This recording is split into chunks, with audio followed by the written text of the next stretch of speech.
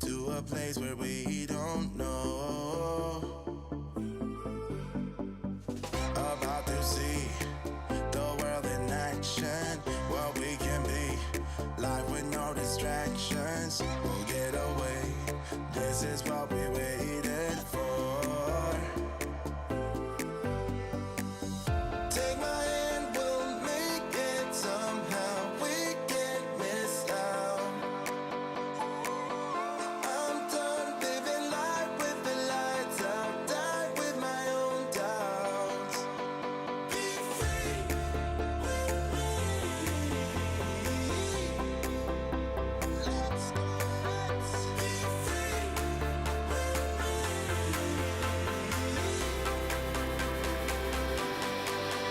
Be free.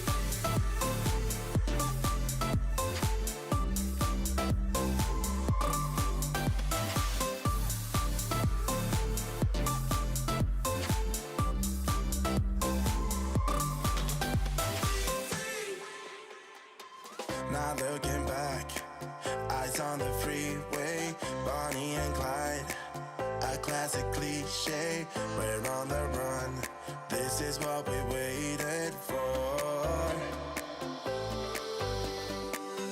Take my hand, we'll make it somehow. We can't miss out.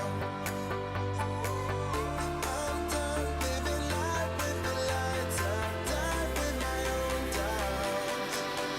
Be free.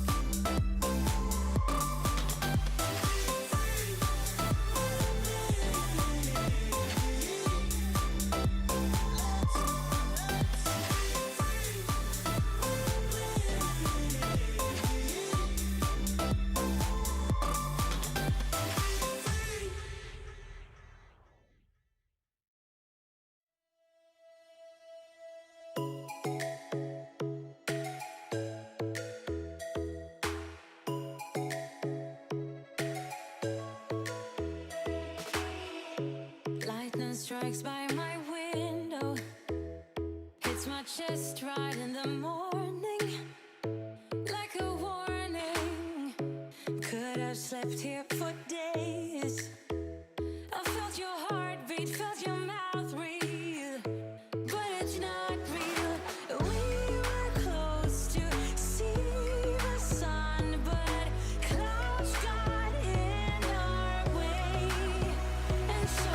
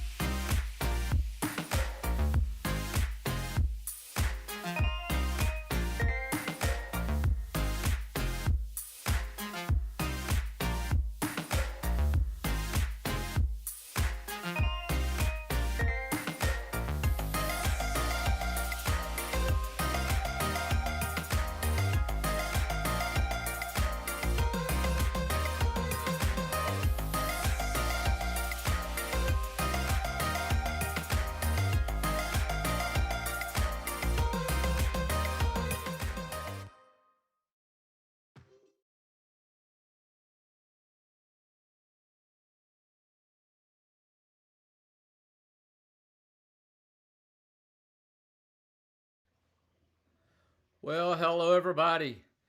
Welcome to Sunday night and one word. I'm Tim Riddle, and we're glad if you're online and you're watching, whether you're watching real time or whether you're watching post our live stream. We're glad that you're here. Sorry I wasn't with you last Sunday. I was celebrating a 1 year old birthday for my granddaughter, Adelaida May, and I love all of you, but I love her more. So sorry I couldn't be with you. But I'm glad that we're back this Sunday, and I'm particularly excited. As I said, we have a guest tonight. Before I get to that, let me just throw this up. If you're not familiar with One Word, basically it's a chance for a community of people to come together. You might be a leader, and I've said this before. You might say, "Well, I'm not really a leader. I don't really lead people," and I would just not challenge you, but ask you to think about it this way. If you come into contact with someone in your life, in your week, and most of us do, unless we live under a rock, we have the ability to influence people, whether they work for us or not. And so if you have any ability to have any kind of an influence, then you are a leader. And so what we do is we come together on Sunday nights, and in the craziness of the world and the busyness of the week, and sometimes Sunday nights, I know for me, I reflect on the week and I start to think about all the things I need to do. And sometimes it can get complicated, and I start to put my calendar together and it already feels overwhelming. And so it's a chance maybe on Sunday evenings just to come together and think about one thing, just one word that we would focus on for the week, one word that might help us to become a better leader, help us to become just a better human being, a better person to be around, better, for me, a better spouse, a better father, a better teammate, all of the above, just to be able to focus on that one word. So we're glad you're here. And tonight I have a special guest. And so I want to bring him on, and then I'm going to say a few things about him. So if you would, I want to welcome Ron Ward. Ron, welcome. Glad that you're here with us. Thank you very much. Glad to be here. Yeah, Ron, and to be honest with you, I'm not sure, and we didn't talk about this beforehand, but I think we met each other really through social media. And I remember seeing Ron mostly on my Instagram feed, and I could quickly tell he was I was going to say a student of leadership, meaning a student and a leader of leadership, because he's been a part of it all his life. And I'm not sure if I followed you first or you followed me first. And then eventually we had a phone call and found out we had a lot of similar interest. And so that was really kind of cool. And we had also a mutual friend who was a part of it as well. So that was kind of a neat thing there as to be able to connect. So glad that you're here. Now, Ron has written a book, and I'll let him talk about it in a minute. He's also got a word that he wants to talk about. But Ron, I'm going to turn it over to you and tell everybody kind of what you do, what you did. You just retired, but that didn't mean you're sitting back with your feet propped up. We talked about that. Now you're ready for that next phase of life. So let me turn it over to you and let you share a little bit about yourself. Well, Tim, thanks so much for having me. And also thanks for endorsing my book. You were one of the people who I sent the manuscript to, so I'm very grateful for that. I retired August 29th. I was the Academy Director for all federal probation and pretrial services officers. Even though we're not as well known, we're really large, and it was a ton of responsibility. But I was a U.S. probation officer in my career, and I became an instructor, and I taught at the Federal Law Enforcement Training Center. And then ultimately I was promoted in 2011 as the Division Chief Academy Director. So it was a wonderful ride. It's surreal not to be a part of that. And I was telling you before we got on that I've been learning all of these new technological software programs and things because I realized I might have been a little spoiled with the staff. So, but I'm getting there. Yeah, well, tell us, I know you wrote this book, and I was honored to write a little bit about it, and I just love the approach. I know it's coming out soon, so let me put this up here, and the title was so intriguing to me, so why don't you share with everybody a little bit about just the book, the title, why you decided to write it, and when it's going to be available for purchase as well. So, Tim, as you know, the preface of the book begins with me. I was going to have to terminate a federal employee. I feel like I'm getting feedback. Nope, you're good on my end. So I have to terminate a federal employee. I'm nervous. So I talk about the night before, how I couldn't sleep. Talk about, the commute to work and counting down the minutes before this person knocks on my door, and I'm going to have to make that, deliver that message that you're terminated. And I realized I am a student of leadership. I've read numerous leadership books. I've done the training programs, and I was just not equipped for that moment in time. And after that meeting, muddled my way through, but I was frustrated, and I was frustrated with myself and frustrated with some of the training that I had. So that really started me on a quest to develop systems. I had no idea I was going to write a book, but I started developing processes and systems prepare myself and other managers for those types of, whether it be confrontations or difficult discussions. And that led to me coaching some other managers and realizing that the principles and techniques I was using were valuable. And ultimately, I decided to write a book.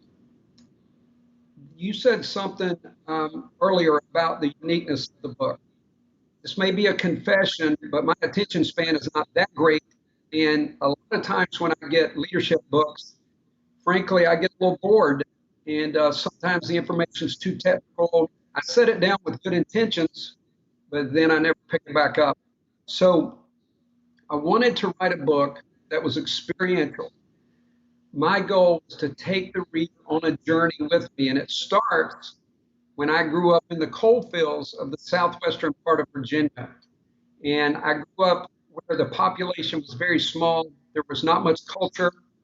And what I do in the book, Tim, is I tell a story, and after every story, there's a DL for dirty lesson. And whether I learned it at the moment or I realized it later in life, there are actually 100 of those, and I consider those thoughts to ponder, takeaways, and so there's 100 in total throughout the book, and they're also in the back of the book. But it goes from the Appalachian coal fields up through me being a police officer. I tell stories that you don't ordinarily hear from a police officer perspective, to a state probation and parole officer, to a federal probation officer, up through my federal career. So I do my best to keep people interested, I hope. Yeah, well, I know I was certainly interested, and I know people are going to enjoy it. When we think about the dirty side of leadership, I know the word that you have chosen for tonight. Of all leaders, sometimes I think, and I'm not trying to, this may or may not be where you go in your book, but I got to believe that there is some subtleties there. But sometimes the dirty side of leadership really comes down to the word that you've chosen tonight, and that's decisions, right? I mean, so, great leaders sometimes are separated by those decisions. So, since you picked this word, I'm going to turn it over to you and let you talk about how significant this one word of decisions is in our leadership and influence with others. Well, thanks, Tim. As you know, there's a lot of important words, but one of the things that I realized, especially when I first got promoted to academy director, was that I was having to make 15 to 20 decisions a day that impacted the agency. Now, I think anyone listening or watching this, everyone makes decisions. And I don't know if you've been around someone who's very indecisive, but it can get frustrating.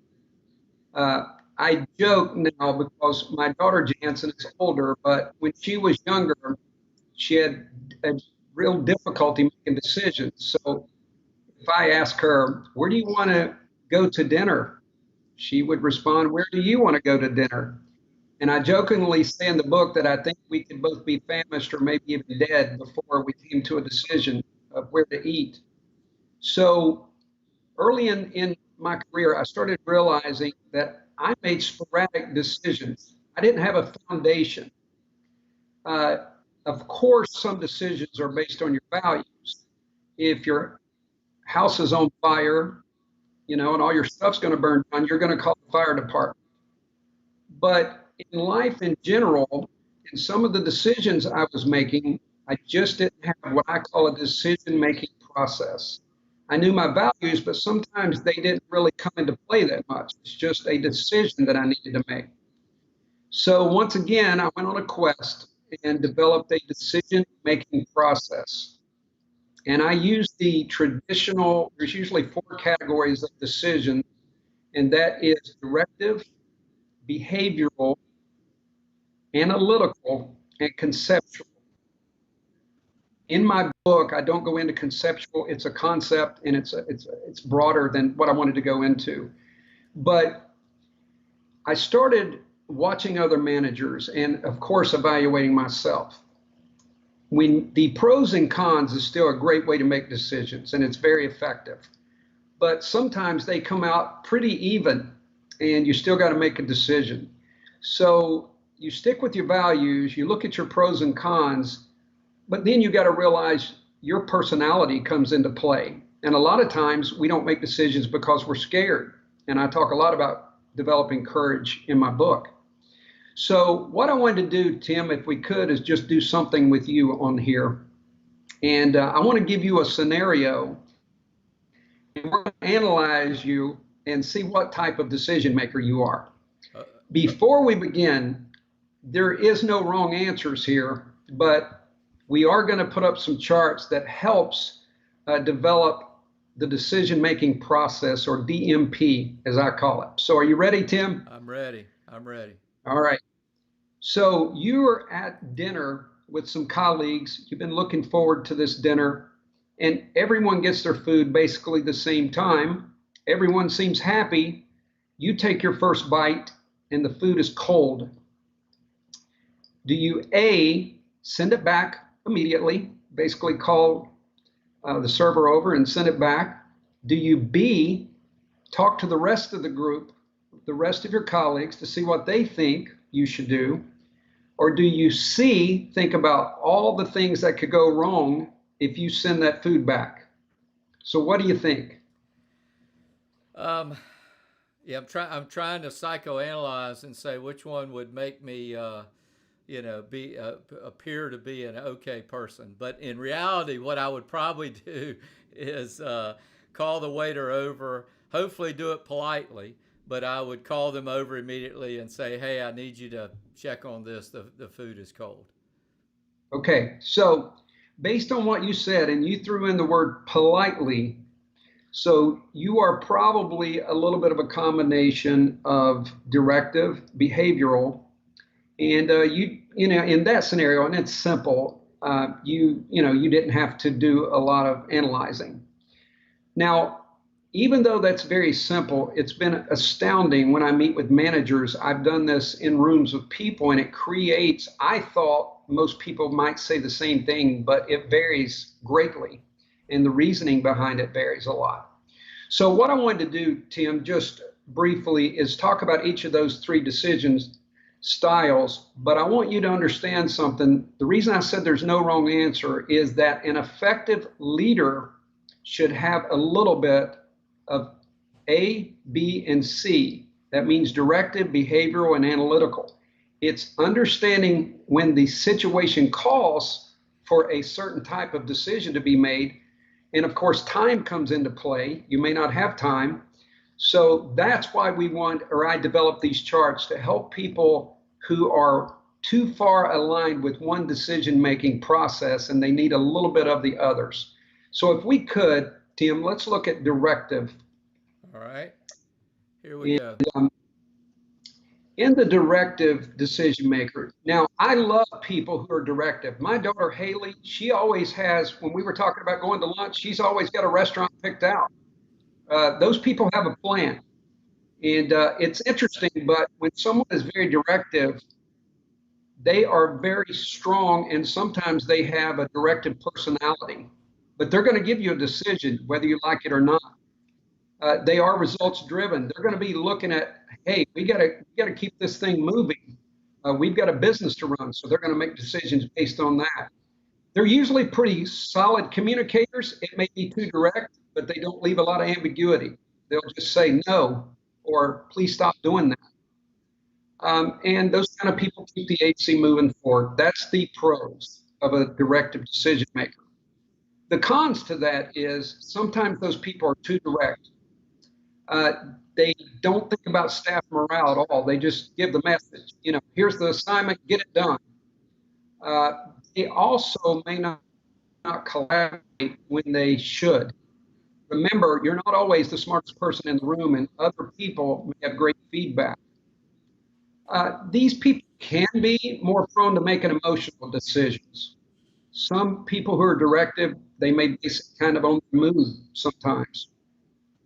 Also, they may make rash decisions or quick decisions, and they will probably make more mistakes than someone who's very analytical or for someone who's behavioral. So that's the cons. And some things that someone who's too directive, they need to do is in their mind, they need to stop and think. Stop and think.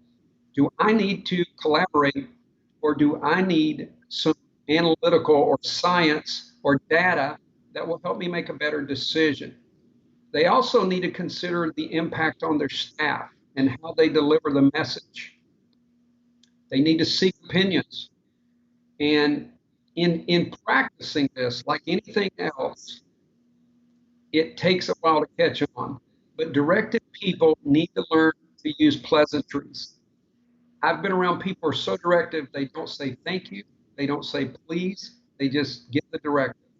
So if you found yourself and you're watching this program and you are very directive, consider the pros, cons, and the call to action. And then you start to develop habits of stopping and thinking about collaborating and getting more information. If you need a quick decision, trust your gut. I get it. All right, Tim, we could look at behavioral. And people who are behavioral, they want everyone to agree. So the pros to this is they're great collaborators. They're going to talk to everyone at the table about that cold food, and they'll get some good feedback. I use the example of Who Wants to Be a Millionaire. If you watch the show, the audience is almost always accurate. So, but they also get a majority opinion. They don't make hasty decisions, and they consider morale. As a matter of fact, I tell a funny story about one manager wouldn't let everyone out of the room until they agreed with him. So people would just say they agreed just to get out of the conference room. So, that can be a problem. These people may be a little too timid. They may take too long in making a decision. It causes internal stress for them. They want everyone to love them. And one of the first things I realized as a manager, if you've got a lot of staff, there's people probably not going to like you all the time. And some people may not like you at all. And finally, the con is they may wait too long. A decision needed to be made and the event's already happened. And this person is still trying to get a consensus. So what do the behavioral type people need to do? They need to start practicing making quick decisions. They also have to stop trying to please everyone and accept the fact that everyone is not going to agree. That's why you want a difference of opinion in the room. So you have to understand that there's going to be different opinions, but at the end of the day, you got to make a decision. And everyone's not going to love you, consensus or not, move on. And finally, Tim, let's look at the analytical. The analytical people, I love these kind of people. I'm not as much analytical, maybe I should be more, but they're data driven. They want to see information. They make evidence-based decisions. They can be perfectionists. They look at variables. They're outcome driven, and they usually make the right decision. It may take days, weeks, or months, but they'll make the right decision. The cons to that is sometimes they have trouble making quick decisions, much like the behavioral type. They struggle making decisions if the data is not there. They may waste valuable time in studying data instead of making the decision. And they might accept data regardless of morale. Sometimes they're so analytical, they don't care about staff morale. These people also need to practice making some decisions from the gut. They need to consider staff morale when they're looking at all the data. And this is hard for a lot of people, but perfection is not always possible. The reality is you may make the wrong decisions, but you got to move on. You accept that and move on. And Tim, one of the other things that before we get off of the charts that I talk about in the book is there are people who make decisions and then they go to the what if land. What if I had done this different? Why didn't I make a different decision? And I have found It's okay if there's a mistake that needs to be corrected. I'm not saying that. But if you've made a decision, you just purchased the house, there's no reason to walk around every room regretting that you purchased the house. The house is yours. Embrace it and use that valuable time of second guessing yourself to get that piece of furniture in there that you need. Do something productive. I worked with a manager once that just second guessed all the decisions. And it took me a while to realize this was happening. But finally, I had to do some coaching and say, the decision's been made. Let's move on.